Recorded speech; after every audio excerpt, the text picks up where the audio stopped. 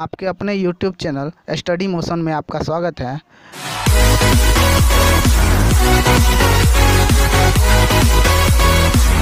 मैंने पिछले वीडियो में देखा था संसाधन एवं विकास के कुछ इम्पोर्टेंट नोट्स को। ज्योग्राफी का पहला चैप्टर है संसाधन एवं विकास। अब हम देखेंगे आपके पाठ्य पुस्तक से कुछ इम्पोर्टेंट क्वेश्चंस। पहला क्वेश्चन है जो कि बहुविकल्पिक है, ऑब्जेक्टिव है। क्वेश्चन है लौह अयस्क के किस प्रकार का संसाधन, यानी लौह अयस्क किस प्रकार का संसाधन है। आप देखेंगे मैंने बताया भी था कि लौह अयस्क किस प्रकार का संसाधन है। तो आप अगर क्लियर नहीं हो रहे हैं तो प्लीज़ मेरे पिछले वीडियो को देखेंगे, उसमें मैं अच्छी तरह से बता चुका हूं कि लौह अयस्क क्या है। अनवीकरणीय है। अनवीकरणीय यानी जो एक बार यूज में आ जाए, है ना।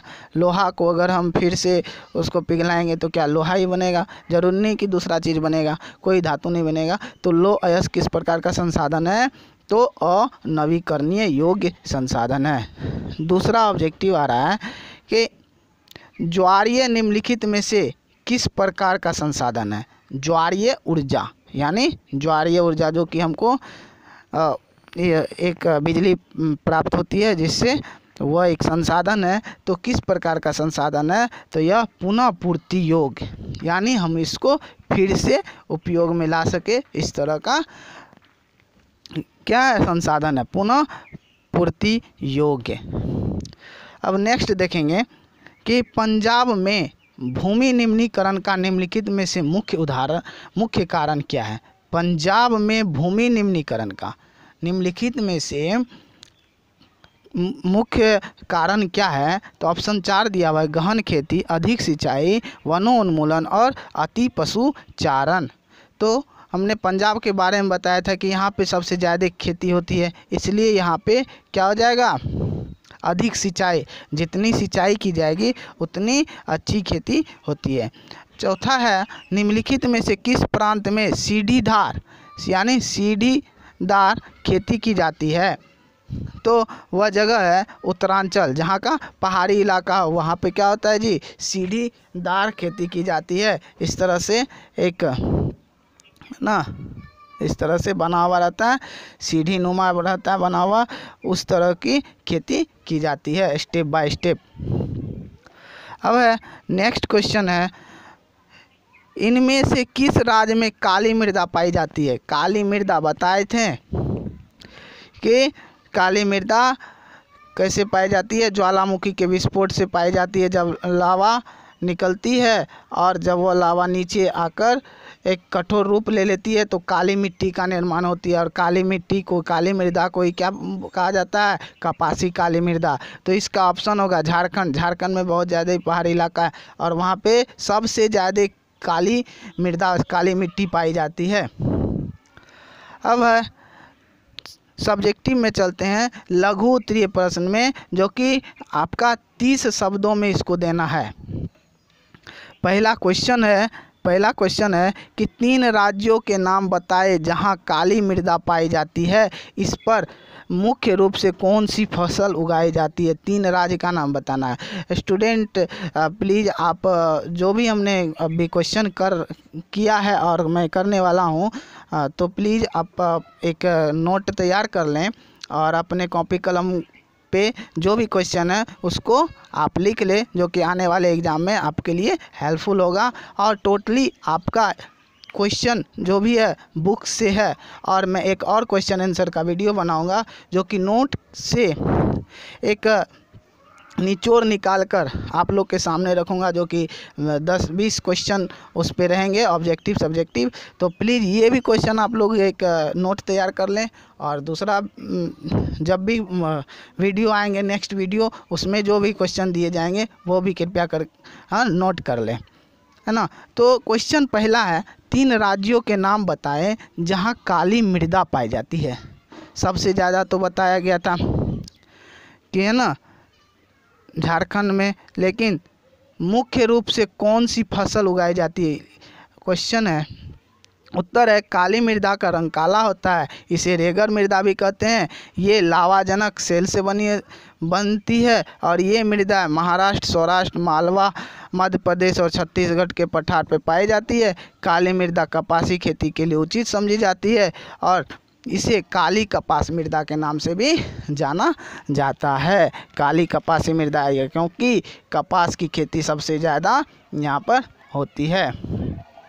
एक ऑब्जेक्टिव क्वेश्चन इसी में था कि इनमें से किस राज्य में काली मृदा पाई जाती है। तो ऑब्जेक्टिव ऑप्शन के अनुसार हमको ढूंढना है और यहाँ पे क्वेश्चन है कि 3 राज्यों के नाम बताए जहाँ काली मृदा पाई जाती है। तो यहाँ पे महाराष्ट्र है, सौराष्ट्र है, मालवा है, मध्य प्रदेश, छत्तीसगढ़ है ना। तो इसमें झारखंड दिया गया ऑप्शन, क्योंकि झारखंड में भी काली मृदा पाई जाती है और शेष बचा राज्य जम्मू कश्मीर, राजस्थान और गुजरात, यहाँ पे काली मृदा नहीं पाई जाती है। लेकिन इस क्वेश्चन में क्या बोल रहा है कि 3 राज्यों के नाम बताए जहाँ पर क्या होती है, काली मृदा पाई जाती है और इसकी मुख्य फसल क्या है। तो बता दें कि यह राज्य कौन सा है। तो महाराष्ट्र है ना, सौराष्ट्र है, मालवा है, मध्य प्रदेश है, छत्तीसगढ़ है। यहाँ पे पठार पाया जाता है, इसलिए यहाँ पे काली मृदा सबसे ज़्यादा पाई जाती है और इसे रेगर मृदा भी कहा जाता है। क्वेश्चन रहता है रेगर मृदा किसको कहा गया है, काली मृदा को रेगर मृदा कहा गया। और काली मृदा पे सबसे ज़्यादा किसकी खेती होती है, तो कपास की खेती होती है। अब चलते हैं नेक्स्ट क्वेश्चन की ओर। नेक्स्ट क्वेश्चन बोल रहा है कि पूर्वी तट नदी डेल्टाओं पर किस प्रकार की मृदा पाई जाती है। इस प्रकार की मृदा को 3 मुख्य विशेषताएं क्या क्या है। तो देखते हैं कि पहले पूर्वी तट नदी डेल्टा पे किस प्रकार की। तो पूर्वी तट नदी डेल्टा पर जलोढ़ मृदा पाई जाती है, जो जल से निक्षेपण होकर एक मैदानी भाग का निर्माण करती है। वो जलोढ़ वहाँ उस भूमि को हम लोग जलोढ़ मिट्टी यानी जलोढ़ भूमि कहा गया है, जो कि पूर्वी तट पर सबसे ज़्यादा पूर्वी तट पर जो नदी डेल्टा है उसी के निक्षेपण से जलोढ़ मृदा का निर्माण हुआ है। और इस जलोढ़ मृदा की मुख्य विशेषता जो है वह पहला पॉइंट हम लोग देखते हैं, यह मृदा हिमालय के 3 महत्वपूर्ण नदी तंत्र सिंधु, गंगा और ब्रह्मपुत्र इसके द्वारा लाए गए निक्षेपों से बनी है। यानी 3 नदी तंत्र सिंधु, गंगा, ब्रह्मपुत्र है ना। सिंधु तंत्र का मतलब होता है सिंधु की सहायक नदी कौन सी है, झेलम है, रावी है, व्यास है ना। गंगा की कौन कौन सी है, बूढ़ी गंगा का है, कोसी है ना। ब्रह्मपुत्र की सहायक नदी, इसी को बोलते हैं नदी तंत्र। तो इसके नदियों द्वारा जो मिट्टी का निक्षेपण होता है ना, वही जलोढ़ मृदा कहलाता है। तो दूसरा पॉइंट है जलोढ़ मृदा में रेत, सिल्ट और मृत्तिका के विभिन्न अनुपात पाए जाते हैं। जैसे जैसे हम नदी के मुहाने से घाटी के ऊपर जाते हैं तो मृदा के कणों का आकार क्या होता है, बढ़ता जाता है, यानी उसका कण क्या होता है जी, मोटा होता जाता है। नेक्स्ट पॉइंट है कि जलोढ़ मृदा बहुत उपजाऊ होता है। अधिकतर जलोढ़ मृदाएं पोटास, फास्फोरस और चूनायुक्त होती है, जो इनको गन्ने, चावल, गेहूं और अन्य अनाजों दलहन फसलों की खेती के लिए उपयुक्त बनाती है। अधिक उपजाऊपन के कारण जलोढ़ मृदा वाले क्षेत्रों में गहन कृषि होती है।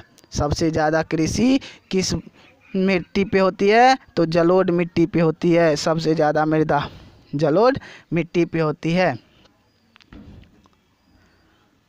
नेक्स्ट क्वेश्चन है कि पहाड़ी क्षेत्रों में मृदा अपरदन के रोकथाम के लिए क्या कदम उठाने चाहिए। तो देखते हैं, इसका आंसर है कि मृदा के कटाव और उसके बहाव की प्रक्रिया को मृदा अपरदन कहते हैं। पहले मृदा अपरदन के बारे में जानते हैं कि मिट्टी के कटाव और उसके बहाव की प्रक्रिया को क्या कहा गया है, मृदा अपरदन कहा गया है।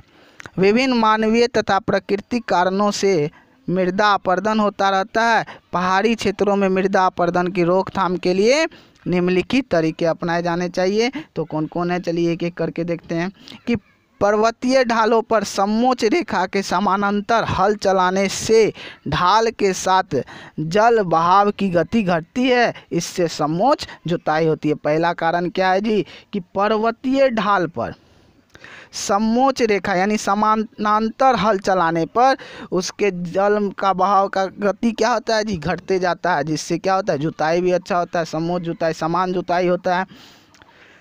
पर्वतीय ढालों पर सीढ़ीदार खेत बनाकर अवनालिका अपर्दन को रोका जा सकता है। पश्चिम और मध्य हिमालय में सोपान अथवा सीढ़ीदार कृषि काफ़ी विकसित है।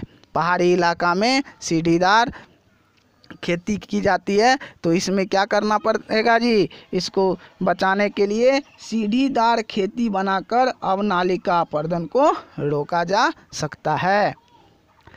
अब देखते हैं तीसरा पॉइंट है कि पर्वतीय क्षेत्रों में पट्टी कृषि के द्वारा मृदा अपर्दन को रोका जा सकता है। इसमें क्या होता है जी, बड़े खेतों में पट्टियाँ में बांटा जाता है। पट्टियाँ मतलब क्यारी के अनुसार, एक क्यारी ये हो गया, फिर दूसरा क्यारी हो गया, फिर तीसरा क्यारी हो गया, है ना। इसमें पानी दे देता है तो दोनों बगल के फसल में क्या होते हैं, अच्छी सिंचाई होती है।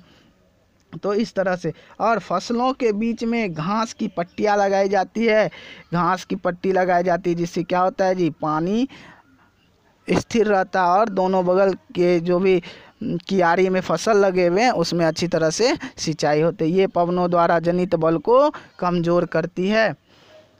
पर्वतीय ढालों पर बांध बनाकर जल प्रवाह को समुचित ढंग से खेती के काम में लाया जा सकता है।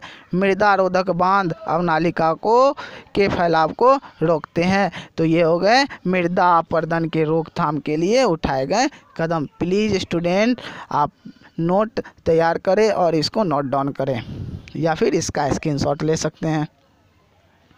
अब नेक्स्ट है चौथा क्वेश्चन कि जैव और अजैव संसाधन क्या होते हैं, उदाहरण भी देना है।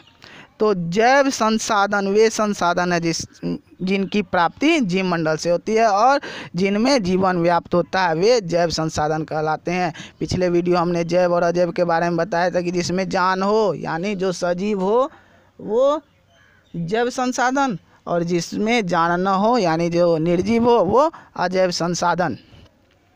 जैसे जैव में जैसे हम देखते हैं वनस्पति, मनुष्य, प्राणी जगत, पशुधन और मत्स्य जीवन, ये क्या हो गए जी, जैव संसाधन हो गए। अजैव संसाधन ये वे सारे संसाधन जो निर्जीव वस्तुओं से बने होते हैं, जो हमारे उपयोग में लाए जाते हैं, वे क्या हो गए, अजैव संसाधन, जिसमें चट्टान और धातुएं आते हैं। अब है दीर्घ उत्तरीय क्वेश्चन में चलते हैं कि बोल रहा है कि निम्नलिखित प्रश्नों के उत्तर लगभग 120 शब्दों में दे। तो क्वेश्चन है कि भारत में भूमि उपयोग प्रारूप का वर्णन करें और वर्ष 1960-61 में के वन के अंतर्गत क्षेत्र में महत्वपूर्ण वृद्धि नहीं हुई, इसका क्या कारण है। 1960-61 से वन के अंतर्गत क्षेत्र में महत्वपूर्ण वृद्धि नहीं हुई, इसका क्या कारण है। तो ये देखते हैं,